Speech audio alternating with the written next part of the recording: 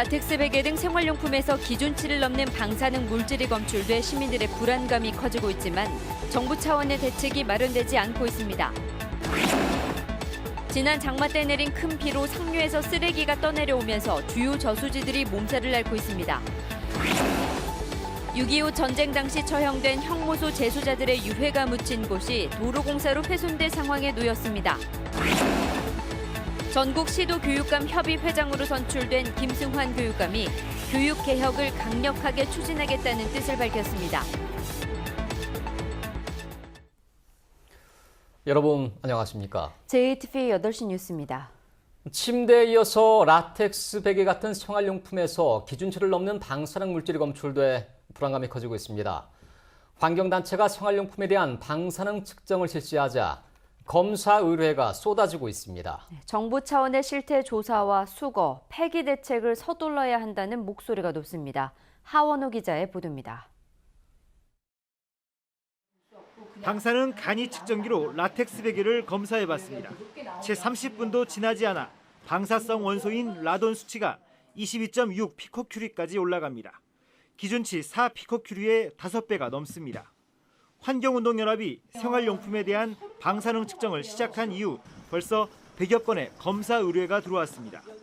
돈을 많이 들여서 사왔는데 거기에 또 발암물질이 있다고 이렇게 소리가 들리니까 걱정돼서 한번 쓰더라도 좀 정확하게 알고 쓰고 싶어서.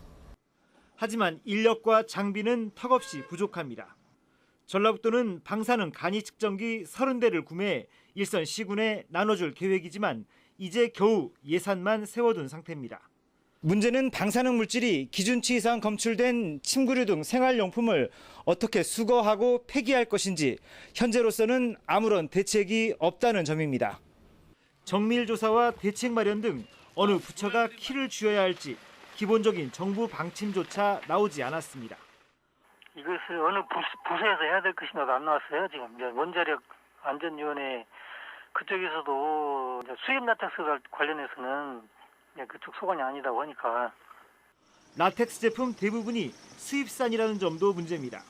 지속적으로 사용했을 때의 건강에 대한 피해들, 이런 역학조사들이 좀 필요한데요. 이게 우리나라 것이 아니고 베트남이나 이런 태국, 중국산이기 때문에 이런 부분을 입증한다거나 이런 거에 대한 영향 조사가 좀 힘든 부분이 좀 있습니다.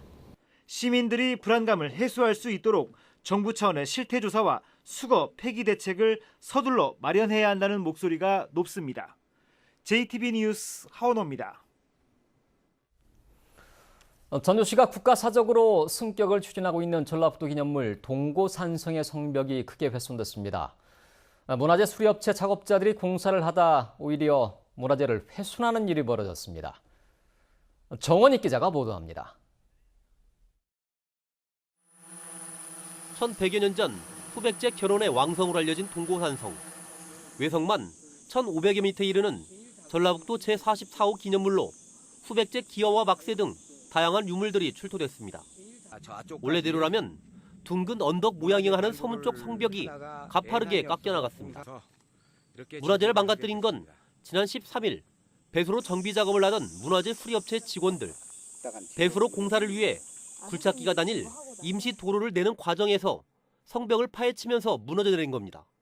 당시 현장에는 작업자 2명만 있었고 현장 소장은 자리를 비운 상태였습니다.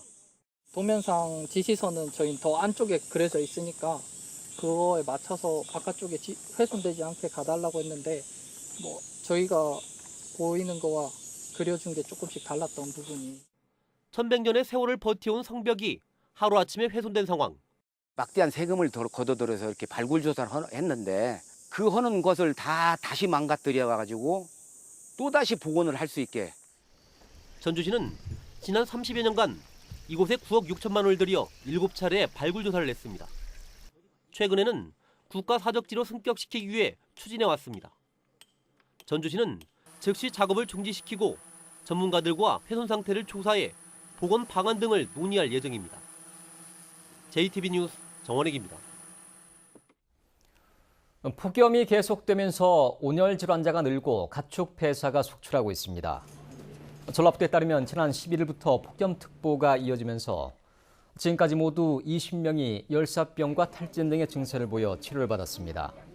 또한 지난 13일까지 닭 17만 1,000마리, 오리 6,000마리 등 가축 17만 8천여 마리가 폐사했습니다.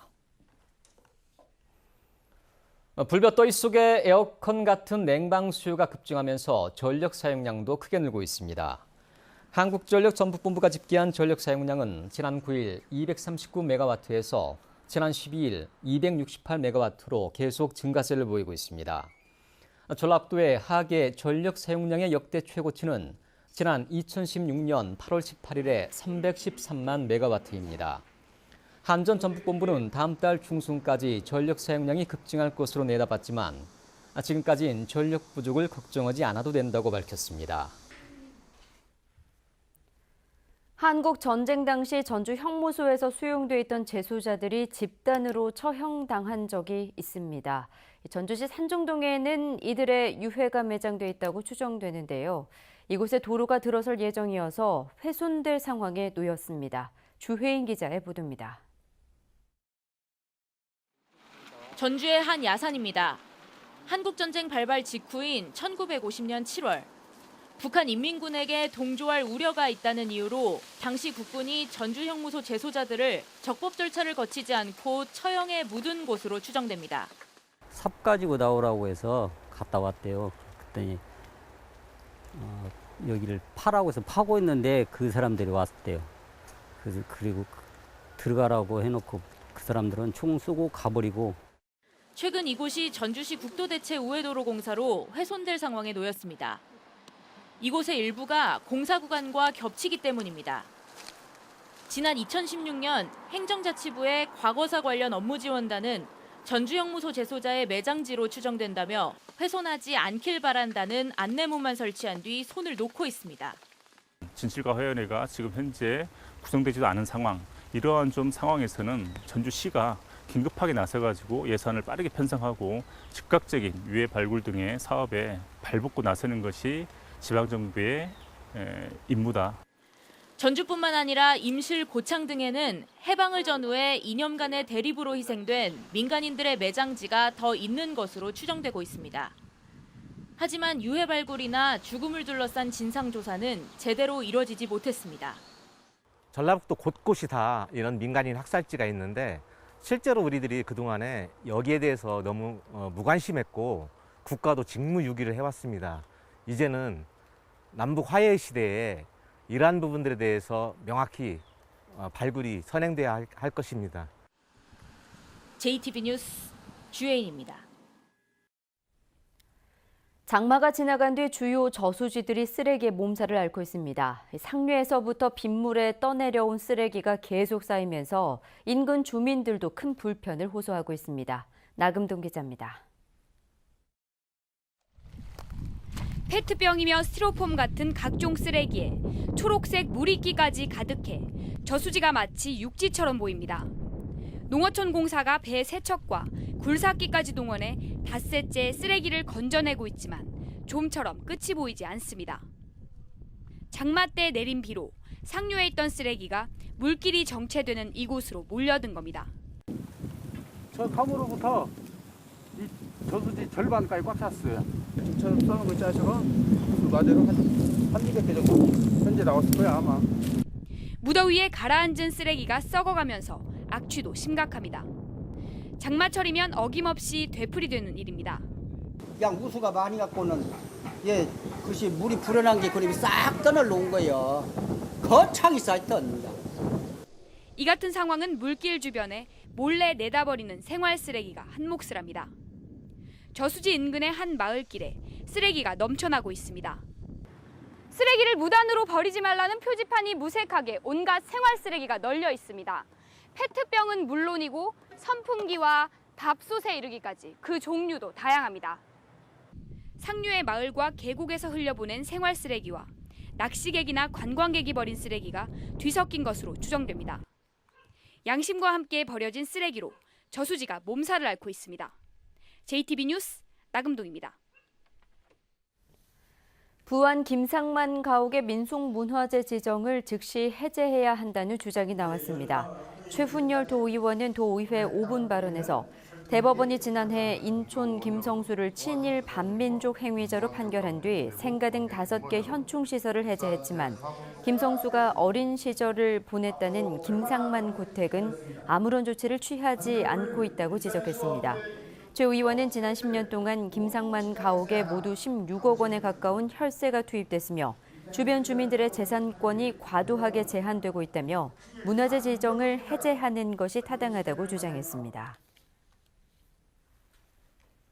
전국 시도교육감 협의회장으로 선출된 김승환 교육감이 교육부를 압박해서 강력한 교육개혁을 추진하겠다고 말했습니다. 교육자치를 통해 지역 실정에 맞는 교육행정을 추진하고 전교조, 법외노조 문제도 해결하겠다고 밝혔습니다. 조창현 기자가 보도합니다. 김승환 교육감이 임기 2년에 전반기 전국 시도교육감 협의회장으로 추대됐습니다. 김 교육감은 현장 책임자인 교육감들이 주도해 실질적인 교육 개혁을 이뤄내야 한다는 공감대를 이끌어내 회장으로 추대됐다는 평가입니다. 김승환 회장은 교육자치의 실현이야말로 교육 적폐를 청산할 수 있는 가장 확실하고 빠른 길이라고 보고 있습니다. 앞으로 2년만 더 버티면 이제 교육부가 원하는 대로 교육개혁은 끝나는 것 아니겠습니까? 그러나 오판하면 안 됩니다. 이번에는 어려울 겁니다. 이번에는 반드시 교육개혁을 이루게 될 겁니다. 교육부가 마련하고 있는 수능 개선안과 관련해서는 현재 수준 이상의 정시 비율 확대는 안 된다고 못 박았습니다. 또 시행령을 통해 시도 교육감의 권한을 침해하는 사안은 과감히 개선하고 전교조, 법외노조 문제는 빠른 시일 내에 해결하겠다는 의지도 밝혔습니다. 대표적인 교육 적폐는 최소한 문재인 정부의 체면을 위해서라도 다 지우는 것이 맞지 않냐. 그것도 못 지우고 있냐 하는 겁니다. 그래서 이런 부분도 제가 장관을 도와서 제대로 좀 해내고 싶습니다. 김승환 회장은 아이들을 살리는 교육 체제를 만들기 위해서 교육부와 교육감 모두 기득권을 내려놓아야 한다고 말했습니다. 김승환 회장의 취임으로 그동안 단순 건의기구에 머물렀던 시도교육감협의회가 법적 기구로서의 제 위상과 역할을 찾을 수 있을지 주목됩니다. JTB 뉴스 조창현입니다. 20대 국회 하반기 상임위 배정이 완료됐습니다. 전목 의원들은 국토교통위에 안호영, 이용호, 산업통상위에 김관영, 조배숙, 농해수위에 정운천, 김종애 의원이 배정됐고 법사위 이춘석, 기획재정위에 유성엽 의원이 들어갔습니다. 또한 교육문화체육관광위 정동영, 외통위 이수혁, 보건복지위엔 김광수 의원이 이름을 올렸습니다. 예결위엔 이수혁, 정운천 의원이 들어갔고 이춘석 의원은 민주당 내 조율에 따라서 내년 7월부터 1년간 기재위원장을 맡게 됐습니다. 정동영 의원의 유성엽 의원도 민주평화당 당대표 경쟁에 뛰어들었습니다. 광주의 최경환 의원까지 3파전 구도인데요. 모두 심각한 위기에 놓인 당을 살리겠다며 양보 없는 경쟁에 돌입했습니다. 이승환 기자의 보도입니다. 텃밭인 호남에서조차도 후보를 제대로 내지 못하고 참패한 지방선거. 당 지지율은 어느새 1~2% 수준까지 추락해서 내일을 기약하기 어려울 정도입니다. 정동영 의원은 평화당이 사느냐 죽느냐의 상황에 놓여 있다고 규정했습니다.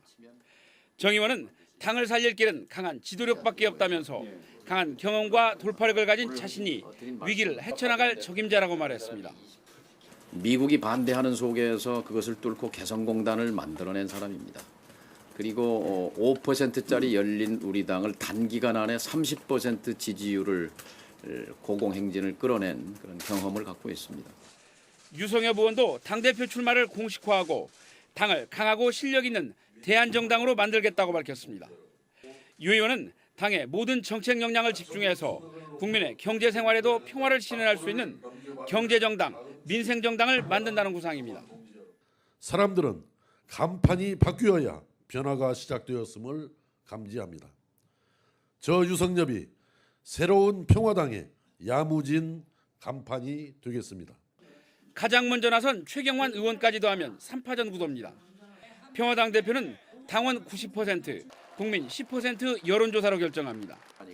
4선의 정동영 의원과 3선의 유성엽 의원이 선수와 인지도에서 앞서 있지만 박지원, 천정배 의원이 최경환 의원을 지지하고 있어 전북과 광주 전남 간 대결로 흐를 공산이 큽니다. 민주평화당은 8월 초 당원 투표와 여론조사를 거쳐서 8월 5일 전당대회에서 새로운 당대표와 최고위원을 발표합니다. JTB 뉴스 이승환입니다. 전주지법 군산지원체 1형사부는 자신의 제자를 상습적으로 성폭행하고 추행한 혐의로 기소된 전 중학교 교사 35살 A씨에 대해 징역 9년을 선고하고 성폭력 치료 프로그램 200시간을 이수하라고 명령했습니다. A씨는 지난 2013년부터 4년간 18차례에 걸쳐 자신의 집과 모텔 등에서 중학생 제자를 성폭행하거나 추행한 혐의로 기소됐습니다. 오늘 오전 10시쯤 전주시 팔복동의 한 장갑 제조 공장에서 불이 났습니다. 이 불로 건물 1층에 1,500여 제곱미터가 타 소방서 추산 2,200여만 원의 재산 피해가 났고 직원 등 40여 명이 대피하는 소동이 빚어졌습니다. 또 오후 1시 20분에는 군산시 문화동의 한 음식점에서 불이 나 음식점 내부 145제곱미터가 타고 인근 상가가 그을려 소방서 추산 4,800여만 원의 재산 피해가 났습니다. 일주일째 폭염이 이어지는 가운데 오늘 낮 기온은 무주 35.4도, 남원 34.8도, 전주 33.3도 등을 기록했습니다. 전주와 익산 등 8개 시군에는 폭염경보가, 김제, 군산 등 6개 시군에는 폭염주의보가 내려져 있습니다. 내일도 낮 기온이 35도까지 오르며 가마솥 더위가 이어지겠습니다. 전주기상지청은 폭염이 장기화하겠다며 온열 질환과 가축 피해가 없도록 각별히 주의한다고 당부했습니다.